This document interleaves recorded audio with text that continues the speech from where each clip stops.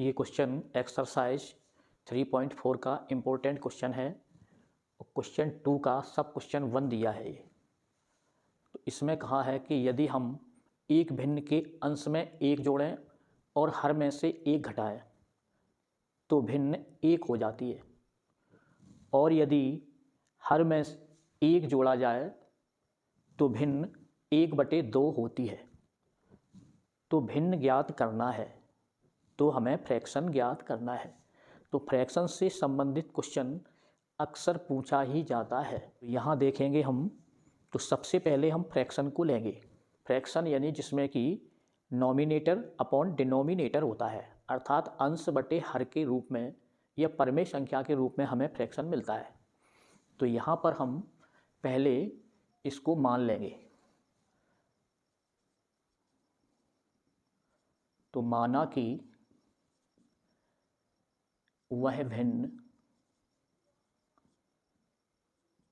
x upon Y है, जहाँ अंश होगा x एवं हर होगा y। तो ये नॉमिनेटर यानी अंश और डिनोमिनेटर यानी कि हर। अब जैसा प्रश्न में बोला है उसी के अनुसार हम इसको करेंगे। तो पहली इसमें कंडीशन दी हुई है, तो पहली शर्त से हम लिख देंगे यहाँ, तो एक भिन्न ये हमें x अपॉन वाई दी है। अब इसमें कहा गया कि यदि इसके अंश में एक जोड़ दें और हर में से एक घटा दिया जाए, तो जैसा जैसा कहा जाए वैसा वैसा हम इसमें करते जाएंगे। तो बहुत इजी क्वेश्चन है ये।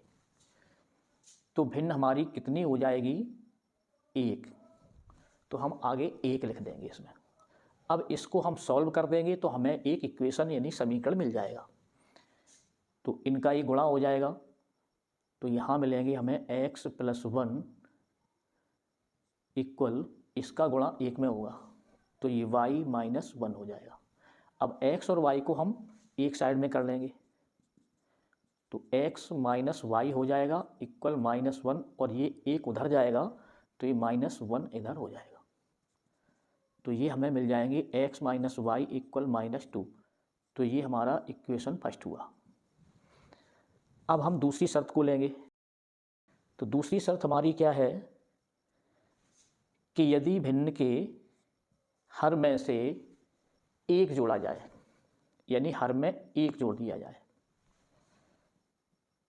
तो भिन्न हमारी हो जाती है 1/2। इसका तिरछा गुणा होगा तो ये हो जाएंगे हमारे 2x इक्वल y + 1। इनका एक में गुणा होगा तो y + 1 हो जाएंगे ये। अब y को हम इस साइड में लाएंगे तो ये हमें मिलेंगे 2x - y इक्वल 1। तो ये हमारा इक्वेशन सेकंड हो जाएगा। अब इक्वेशन फर्स्ट और सेकंड को हम किसी भी विधि से हल कर सकते हैं। विलोपन से कर सकते हैं या हम प्रतिस्थापन से कर सकते हैं। तो यहाँ लेंगे समीकरण 1 व 2 को हल करने पर लिख देंगे। तो समीकरण 1 है x - y इक्वल -2, और दूसरा है 2x - y इक्वल 1। अब इन दोनों समीकरण को हल करेंगे। तो यहाँ देखेंगे कि y और y ये दोनों समान हैं, लेकिन दोनों माइनस के हैं। तो यदि हम समीकरण 1 से समीकरण 2 को घटा देंगे तो नीचे वाले समीकरण के सारे निशान बदल जाएंगे। तो y माइनस और प्लस होके ये कट जाएगी, तो हमें x मिलेगी और x का मान ज्ञात हो जाएगा। तो यहाँ लिख देंगे हम घटाने पर। तो घटाने पर निशान इनके चेंज हो जाते हैं। तो ये 2x प्लस के माइनस हो जाएंगे, ये माइनस के प्लस हो जाएगा, और ये प्लस का एक माइनस हो जाएगा। तो अब ये y से y हमारे ये यहाँ कट जाएंगे इस तरह से। अब ये प्लस और ये माइनस, तो ये सब्ट्रैक्ट होंगे। तो 2x में से 1x हम यहाँ सब्ट्रैक्ट करेंगे, तो यहाँ मिलेंगे हमें -x इक्वल, ये दोनों माइनस के होकर के तो जुड़ करके माइनस के हो जाएंगे 3। अब ये माइनस से माइनस ये कट हो जाएगा, तो x इक्वल होंगे ये 3। तो ये x की वैल्यू हमें ज्ञात हो गई यहाँ। अब x का मान हम समीकरण 1 में रखें या 2 में रखें तो हमें y का मान ज्ञात हो जाएगा। तो यहाँ लिख देंगे x का मान समीकरण 1 में रखने पर।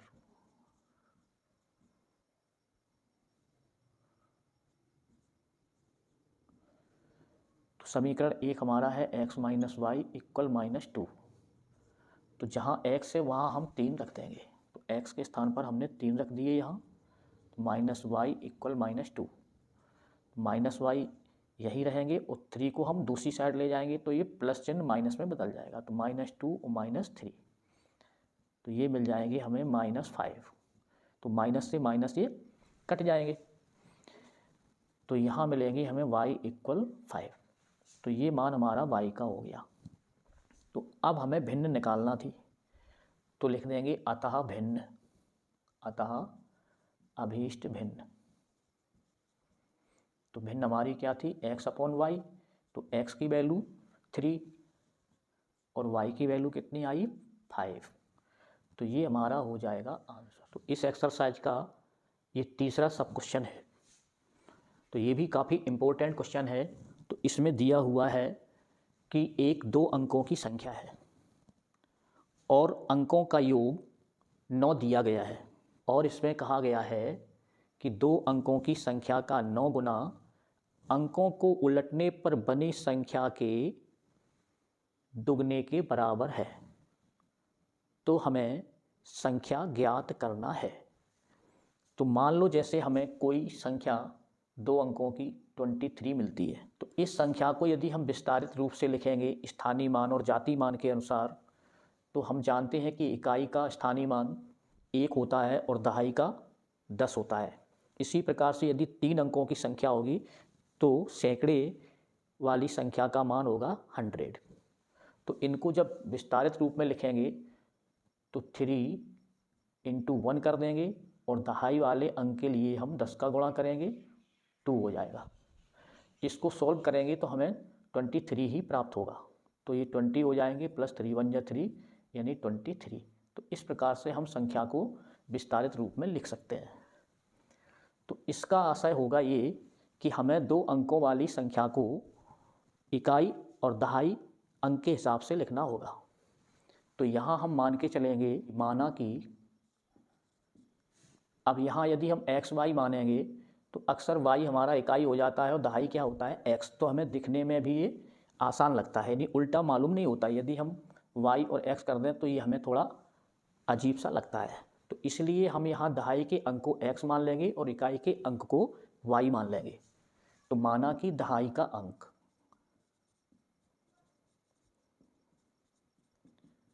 x तथा इकाई का अंक y है।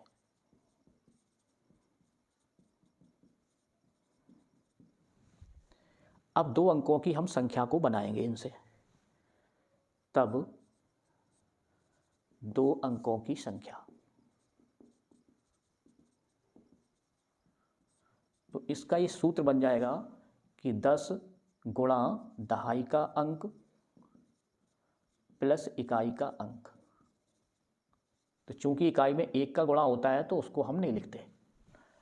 तो यहाँ प्रश्न के अनुसार हमारा क्या बनेगा संख्या कि 10 दहाई का अंक x है तो इसे x लिख देंगे प्लस y। तो ये हमारी 2 अंकों की संख्या बन जाएगी। अब ऐसे जितने भी सवाल होते हैं तो अक्सर उनमें अंक उलटकर बनी संख्या भी पूछी जाती है, तो इसे हम इसके बाद तुरंत बना लें। तो अंक उलटने पर प्राप्त संख्या, तो जब अंक उल्टेगा तो इकाई का अंक दहाई के स्थान पर पहुंचेगा और दहाई का अंक इकाई के स्थान पर पहुंचेगा। तो इसको हम लिख सकते हैं 10y प्लस x। तो ये हमें अंक उलटने पर प्राप्त संख्या प्राप्त हुई। अब हम चलेंगे इसकी शर्तों पे। तो पहली इसकी कंडीशन क्या है, तो इसमें बोला है कि अंकों का योग 9 है, यानी इकाई और दहाई दोनों अंकों को जोड़ा जाए तो 9 प्राप्त हो। तो x प्लस y इक्वल 9। तो ये हमारा इक्वेशन फर्स्ट बन गया। अब बोला गया है दूसरी शर्त में, तो हम लिख देंगे दूसरी शर्त से। तो दूसरी शर्त में क्या है कि 2 अंकों की संख्या का 9 गुना, तो 2 अंकों की संख्या हमारी ये है, इसका 9 गुना, तो 9 इंटू 10x प्लस वाई, और ये इक्वल होगी अंक उलटने पर बनी संख्या यानी ये 10y प्लस एक्स। तो अंक उलटने पर बनी संख्या का दुगना, तो यानी इसमें हम 2 का गुणा कर देंगे। तो ये हमारा इक्वेशन इस तरह से बनेगा। अब इसे हम सॉल्व कर देंगे, तो 9 का अंदर गुणा करेंगे तो ये हमारे 90x हो जाएंगे प्लस 9y मिलेंगे इक्वल 2 का मल्टीप्लाई करेंगे तो 20y प्लस 2x। अब x और y को हम साथ में लाएंगे एक जगह, तो 90x और यहाँ 2x इधर आएंगे तो माइनस हो जाएंगे 2x, और ये 9y 20y साइड में आएंगे माइनस के हो जाएंगे 20y, और इक्वल हो जाएगा यहाँ 0। तो यहाँ हम इनको सॉल्व करेंगे तो 90 में से हम 2 को सब्ट्रैक्ट करेंगे तो हमें मिलेंगे 88x, और यहाँ 20 में से यदि 9 को हम घटाएंगे तो माइनस की संख्या बड़ी है तो यहाँ हमें मिलेंगे 11y इक्वल 0। अब ये दोनों संख्याएं 11 से डिवाइड हो सकती हैं और 0 तो किसी भी संख्या से डिवाइड हो सकता है। तो यहाँ 11 से हम प्रत्येक में भाग दे देंगे, तो ये 8 बार जाएगा और ये y इक्वल 0, तो ये हमें इक्वेशन 2 मिल जाएगा। तो यहाँ हम लिख देंगे कि 11 से प्रत्येक में भाग देने पर। तो अब यहाँ पर हम समीकरण 1 और समीकरण 2 को सरल करेंगे यानी कि हल करेंगे, तो हमें x और y प्राप्त हो जाएंगे। तो हम यहाँ करेंगे इसे, तो समीकरण 1 यानी x प्लस वाई इक्वल 9, और दूसरा समीकरण है 8x माइनस वाई इक्वल 0। अब यहाँ देखेंगे ये प्लस वाई माइनस वाई दोनों सेम है, तो इनको जोड़ने पर लिख देंगे तो ये दोनों कट जाएंगे। तो यहाँ लिख देंगे जोड़ने पर, तो ये y से y कट जाएंगे। तो यहाँ 8x प्लस 1x यानी कि हमारे 9x हो जाएंगे इक्वल ये 9 हो जाएंगे, तो x इक्वल 9 अपॉन 9 हो जाएंगे, 9 से 9 ये डिवाइड हो जाएंगे, तो x बराबर 1 हमें ये प्राप्त हो जाएगा। अब x का मान हम समीकरण 1 में रख देंगे, तो x का मान समीकरण 1 में रखने पर तो ये हमारा हुआ x प्लस वाई इक्वल 9, और x के स्थान पर 1 रख देंगे हम, तो हमें मिलेंगे y इक्वल 9 माइनस 1, तो y इक्वल हो जाएंगे 9 में से 1 को घटाएंगे तो यहाँ मिलेंगे 8। तो ये y का मान प्राप्त हुआ। अब हमसे पूछा है कि 2 अंकों वाली संख्या बताइए, तो हम यहाँ लिख देंगे अतः अभीष्ट संख्या। तो संख्या हमारी क्या है, 2 अंकों की संख्या यानी 10x प्लस वाई, तो 10x प्लस वाई, तो यहाँ हम 10 इंटू x यानी कि 1, तो 1 से यहाँ मल्टीप्लाई कर देंगे, प्लस y यानी 8, तो 10 प्लस 8 और इक्वल हो जाएंगे 18। तो ये हमारी अभीष्ट संख्या आंसर हो जाएगी। तो ये उदाहरण 15 का प्रश्न दिया गया है, ये भी इम्पोर्टेंट क्वेश्चन है। तो इसमें 3.5 ये बीजगणित विधि, जबकि इस वर्ष हमारे सिलेबस से इसको हटाया गया है, तो ये एग्जाम्पल है, इसमें हमें बीजगणित विधि का उपयोग नहीं करना, इसलिए ये उदाहरण के क्वेश्चन इम्पोर्टेंट है, ये प्रश्न पूछे भी जा सकते हैं। तो इसको देखेंगे, तो इसमें कहा गया है कि P के किन मानों के लिए निम्न समीकरण युग्म का एक अद्वितीय हल है। तो ये समीकरण दिया हुआ है 4x plus P Y plus 8 बराबर 0 और 2x प्लस 2y प्लस 2 बराबर 0। तो यहाँ देखेंगे हम कि इसमें अद्वितीय हल है, तो इसके लिए हमारा प्रतिबंध होता है a1 upon a2 is not equal to b1 upon b2। तो यहाँ देखेंगे कि a1 हमारा हो जाएगा 4 और a2 हो जाएगा 2, और इसी प्रकार से b1 होगा p और b2 हो जाएगा 2। तो यहाँ लिखेंगे हम अद्वितीय हल होने का प्रतिबंध। तो ये होता है A1 अपॉन A2 और बराबर नहीं B1 अपॉन B2। तो यहाँ पर देखेंगे A1 और A2 के मान रखेंगे, यानी A1 4 upon 2 is not equal B1 यानी P अपॉन 2। अब इनको हम सॉल्व कर देंगे, तो इनका मल्टीप्लाई होगा तिरछा, तो 4 इंटू 2 और अपॉन ये 2 लिख सकते हैं यहाँ, is not equal to P, यानी ये हमारे इस तरफ गुणा में आ जाएंगे। तो 2 से ये 2 डिवाइड हो जाएंगे, तो यहाँ मिलेंगे हमें 4 is not equal to P, या हम इसको लिख सकते हैं P is not equal to 4। तो इसका आशा ये होगा कि 4 के अतिरिक्त यानी P का मान 4 नहीं होना चाहिए। P के प्रत्येक मान के लिए समीकरण निकाय के हल अद्वितीय होंगे। तो लिखेंगे अतः 4 के अतिरिक्त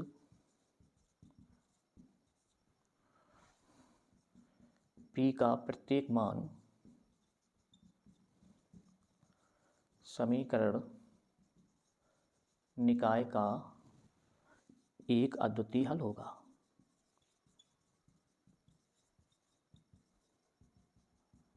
तो यही हमारा आंसर हो जाएगा। तो यहाँ ये उदाहरण 16 दिया है, इसमें बोला है के किस मान के लिए निम्नरेखिक समीकरणों के युग्म के अपरिमित रूप से अनेक हल होंगे, और ये हमें इक्वेशन दिया हुआ है। तो ये भी काफ़ी इम्पोर्टेंट क्वेश्चन है। तो यहाँ हम सबसे पहले इक्वेशन को थोड़ा और मॉडिफाई करके लिख सकते हैं, यानी कि x और y एक साइड में करके, और जो भी अचर राशि है, कांस्टेंट वैल्यू है, उसको C1 C2 के रूप में अलग लिख देंगे इक्वल के बाद। तो पहले क्वेश्चन में हमारा kx प्लस 3y और इक्वल हो जाएगा, ये माइनस उधर जाएंगे तो k माइनस 3 हो जाएगा ये, और यहाँ हो जाएगा 12x प्लस ky और इक्वल में माइनस के उधर जाएगा तो प्लस k हो जाएगा। तो इससे हम इक्वेशन फर्स्ट कह सकते हैं, इसको इक्वेशन 2 कह सकते हैं। अब यहाँ देखेंगे कि अपरिमित रूप से अनेक हल होंगे, तो k के किस मान के लिए होंगे। तो हमें अपरिमित रूप से अनेक हल होने की कंडीशन रखनी है, तो उसके लिए हमें A1 A2 B1 B2 C1 C2 तीनों की आवश्यकता पड़ेगी।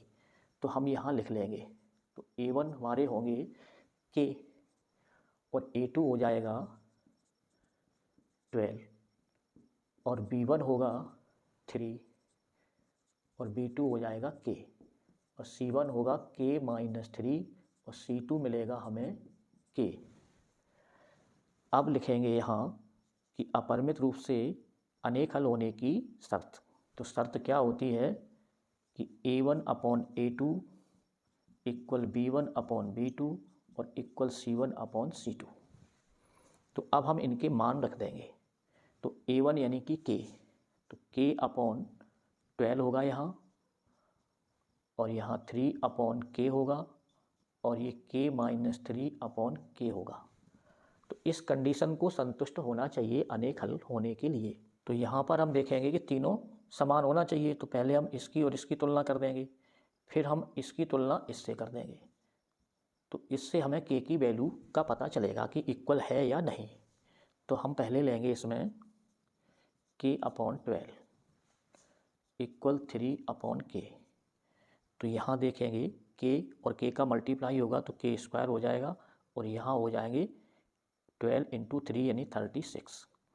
तो ये हमें मिलेंगे k इक्वल प्लस माइनस 6, यानी k की वैल्यू हमें मिली प्लस के 6 और माइनस के 6। तो अब तुलना करेंगे हम 3 अपॉन k और इसकी, तो 3 upon k equal k minus 3 upon k। तो यहाँ देखेंगे इक्वल होने पर यदि दोनों में सेम डिनोमिनेटर हैं तो उनसे वो कट हो जाते हैं। तो यहाँ 3 इक्वल k माइनस 3 हो जाएगा। अब 3 को यदि इस साइड लाएंगे तो 3 प्लस 3 इक्वल k हो जाएंगे। तो इनको यदि यहाँ करें तो k इक्वल हमें 6 प्राप्त हो जाएंगे। तो k की वैल्यू यहाँ भी हमें 6 प्राप्त हुई और k की वैल्यू हमें यहाँ भी 6 प्राप्त हुई। तो नेगेटिव से हमें कोई तात्पर्य नहीं है, यानी दोनों स्थिति में हमें k का मान 6 प्राप्त हो रहा है। तो यहाँ पे लिखेंगे इसलिए k का मान दोनों स्थितियों को संतुष्ट करता है। अतः k बराबर 6 के लिए निकाय के अनेक हल होंगे। यही आंसर होगा। अब यहाँ पर हम 3.6 का सेकंड प्रश्न यानी पहले का सब क्वेश्चन 2, तो जिसमें 2/√x plus 3/√y equal to ये दिया गया है, और दूसरा equation 4/√x minus 9/√y equal -1, ये दूसरा इक्वेशन दिया है। तो ऐसे क्वेश्चन हमें आएंगे तो इनको हमें विशेष रूप से ध्यान रखना है। तो यहाँ डिनोमिनेटर में कुछ भी हो सकता है, तो ये हमें देखना है कि दोनों यदि रैखिक युग्म इक्वेशन हैं तो उनमें x वाले ये अक्सर समान मिलेंगे और y वाले भी अक्सर समान मिलेंगे। तो जब ये अपॉन के रूप में हो तो यहाँ यदि हम 1 से मल्टीप्लाई कर दें तो इसमें कोई अंतर नहीं आएगा। तो इनको हम 1/ डिनोमिनेटर लेकर के कुछ भी मान सकते हैं, यानी x मान सकते, y मान सकते, p मान सकते, q मान सकते। तो इसी प्रकार से इनको हम यहाँ मानेंगे और उसको हल करेंगे एक रैखिक समीकरण बना करके। तो यहाँ पर हम 1/√x को कैपिटल X के रूप में ले लेंगे एवं 1/√y को कैपिटल Y के रूप में ले लेंगे। तो ये हमने माना। तो अब जहाँ जहाँ भी हमको इस तरह से मिलेगा तो वहाँ हम x और y लिख देंगे। तो 2/√x तो यानी कि एक इसके साथ में छिपा है, तो 1/√x, तो इनको यदि विलुप्त कर देंगे तो यहाँ हमें कैपिटल X मिल जाएगा। तो ये समीकरण हमारा बन जाएगा 2x प्लस, और यहाँ 1/√y के स्थान पर y लिख देंगे, तो ये हो जाएगा 3y इक्वल टू। तो ये इक्वेशन फर्स्ट इस रूप में हो गया। अब इसी प्रकार से हम यहाँ बनाएंगे, तो ये हो जाएगा 4 यानी इस इक्वेशन को, तो ये हो जाएगा 4 कैपिटल X यानी कि 1/√x के स्थान पर हम x लिख देंगे, और -9y इक्वल -1। अब ये हमारा इजी इक्वेशन हो गया। अब इसे हम किसी भी मेथड से हल कर सकते हैं। तो मान लो यहाँ हम विलोपन विधि से ही हल करेंगे, तो देखेंगे कि विलोपन विधि में यदि x और y की वैल्यू भिन्न भिन्न है तो हमें x या y में से किसी एक की वैल्यू समान बनानी होती है। तो इसके लिए हम एक दूसरे से मल्टीप्लाई कर देते हैं। यदि हम y की वैल्यू इक्वल बनाएंगे तो यहाँ ये 9 है, या हम इस तरह से भी कर सकते हैं कि ये 9y है और यहाँ भी हमें 9 चाहिए, तो इस पूरे इक्वेशन में ऊपर हम 3 से मल्टीप्लाई कर देंगे। तो समीकरण 1 में 3 का गुणा करने पर तो यहाँ हमें 3 2 जा 6 प्राप्त हो जाएगा, और 3 3 जा 9y और इक्वल हो जाएगा 6। तो ये इक्वेशन हम 3 बोल सकते हैं। तो यहाँ लिख देंगे समीकरण 1 में दोनों पक्षों में 3 का गुणा करने पर, और जो नीचे वाला दूसरा समीकरण है उसे हम यथावत रखेंगे। तो यहाँ कैपिटल X है, इसे ध्यान रखना है, -9y इक्वल -1। तो इसमें हमने कुछ नहीं किया, इसको 4 रूप में लिख देंगे। तो अब देखेंगे ये हमारे दोनों इक्वल हो गए। तो इक्वल होने पर हम इनको काट सकते हैं, यानी कि घट जाएंगे ये। तो प्लस माइनस सेम है तो ये एक दूसरे से सब्ट्रैक्ट हो जाएंगे। तो ये 9 प्लस माइनस के ये कट जाएंगे। यहाँ प्लस प्लस के दोनों हो जाएंगे, तो यहाँ 10x हो जाएगा और इक्वल हो जाएगा 6 में से 1 सब्ट्रैक्ट होगा तो ये 5 होगा।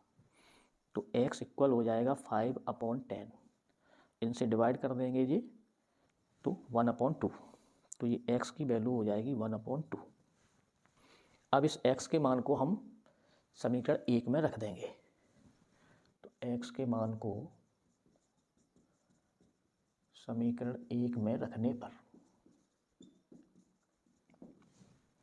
तो समीकरण 1 यानी कि 2x प्लस 3y इक्वल 2।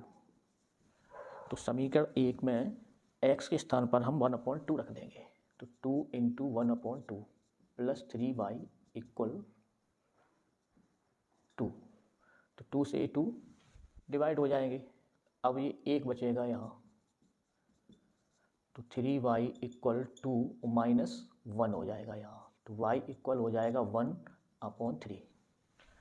तो ये x की वैल्यू हुई और ये y की वैल्यू हुई कैपिटल, ये ध्यान रखना है। अब हमें चाहिए x और y की वैल्यू, यानी स्मॉल x और y की वैल्यू। तो यहाँ देखेंगे हम कि हमने ये माना था कि 1/√x इक्वल स्मॉल x, ये हमने माना था। तो अब यहाँ x की हम वैल्यू रख देंगे, तो x यानी 1/2, तो ये 1/√x इक्वल हो जाएगा 1/2। तो x की वैल्यू यहाँ हम पुट कर देंगे, कैपिटल X की। तो अब √x का यहाँ गुणा होगा, तिरछा गुणा, तो ये इसका यहाँ गुणा होगा, इनका यहाँ होगा, तो √x हमें मिल जाएंगे 2। तो इसका यदि अंडर रूट हटाएंगे तो हमें ये मिल जाएगा, यानी स्क्वायर हो जाएगा, तो ये 4 हो जाएगा। यानी दोनों साइड यदि स्क्वायर कर देंगे, इसका भी स्क्वायर कर देंगे और इसका भी स्क्वायर कर देंगे, तो इसका रूट हट जाएगा, तो x मिल जाएगा, ये 2 2 या 4 हो जाएगा। तो यहाँ हमें x का अभीष्ट मान 4 प्राप्त हुआ। अब इसी प्रकार से हम 1/√y इक्वल, हमने ये y माना है, ये y माना था यहाँ पे, तो अब हम y की वैल्यू पुट करेंगे। तो 1/√y इक्वल y यानी कि 1/3। तो 3 को हम यहाँ मल्टीप्लाई कर देंगे, √y इधर चला जाएगा, तो मिलेंगे हमें ये √y इक्वल 3। अब इनका भी हम स्क्वायर कर देंगे, तो √y का स्क्वायर हो जाएगा, तो 3 का स्क्वायर हो जाएगा, तो y इक्वल हो जाएंगे 9। तो ये हमें y का मान हो जाएगा। तो लिख देंगे अतः अभीष्ट हल x बराबर 4 और y बराबर 9। तो ये हमारा आंसर हो जाएगा। अब यहाँ चैप्टर 3 का ये अंतिम और मोस्ट क्वेश्चन है। तो इसमें दिया है कि ऋतु धारा के अनुकूल 2 घंटे में 20 किलोमीटर तैर सकती है और धारा के प्रतिकूल यानी धारा के विपरीत 2 घंटे में 4 किलोमीटर तैर सकती है। तो उसकी स्थिर जल में तैरने की चाल और धारा की चाल ये ज्ञात करना है।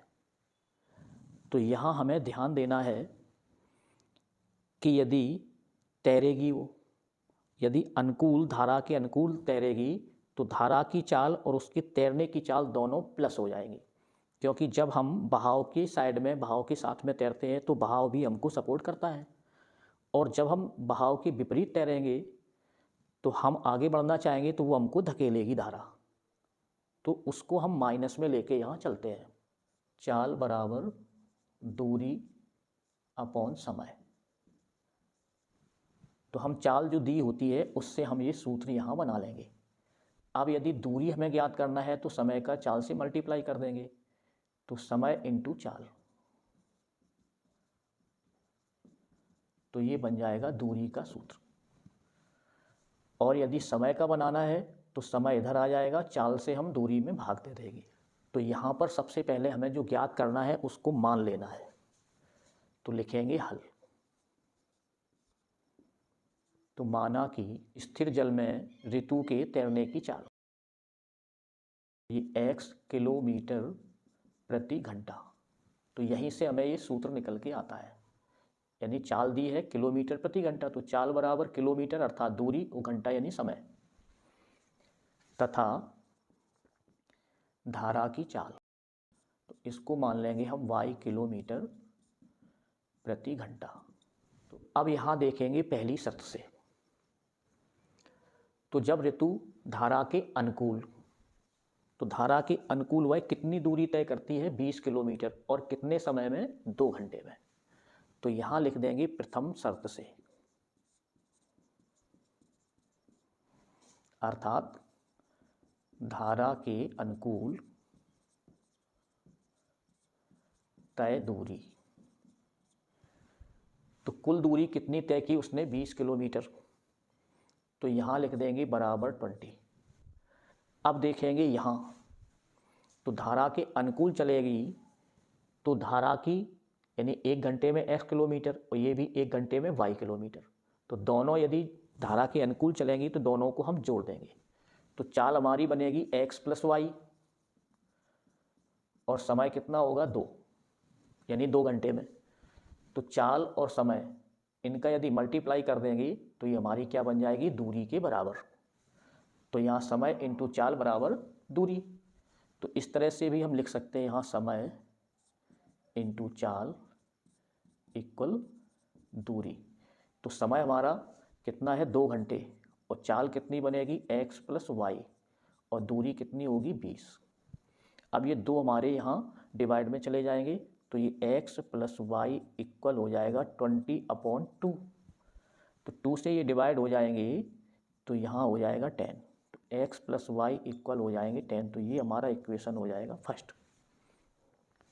अब दूसरी शर्त लेंगे यहाँ, यानी धारा के विपरीत।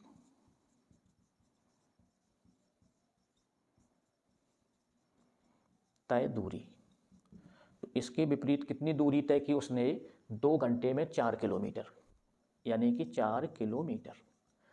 अब यहाँ देखेंगे दूरी निकालेंगे तो ये दूरी 2 घंटे के हिसाब से कितनी बनेगी। तो चाल हमारी क्या होगी x माइनस वाई, यानी धारा की विपरीत है तो y माइनस में होगा और 2 घंटे में। तो समय हमारा ये 2 हुआ। तो समय और गुणा चाल, तो ये क्या बन गई दूरी। तो दूरी इक्वेशन कितनी हो जाएगी 4। तो ये बराबर इसके हो जाएगी।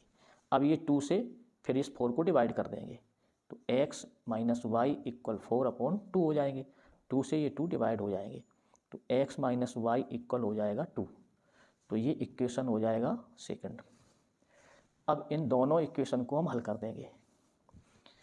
तो ये समीकरण x प्लस वाई इक्वल 10 ये 1 हुआ और x माइनस वाई इक्वल 2 ये सेकंड हुआ। तो इसको हम जोड़ देंगे, यानी जोड़ने पर, तो जोड़ने पर ये y दोनों कट जाएंगे।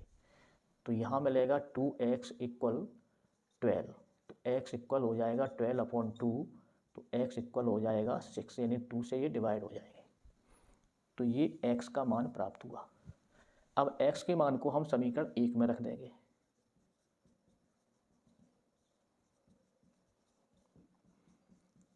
एक में रखने पर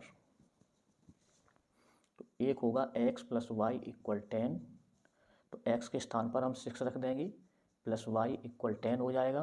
तो y इक्वल 10 माइनस 6 होगा तो y इक्वल हो जाएगा 4।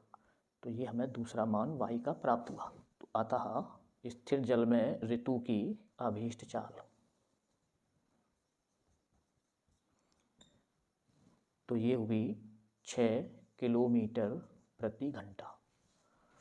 और धारा की चाल होगी, वो धारा की अभीष्ट चाल y अर्थात 4 किलोमीटर प्रति घंटा। तो ये हुआ हमारा आंसर। उम्मीद करते हैं आपको ये चैप्टर के संपूर्ण मोस्ट इम्पोर्टेंट क्वेश्चन समझ में आए होंगे।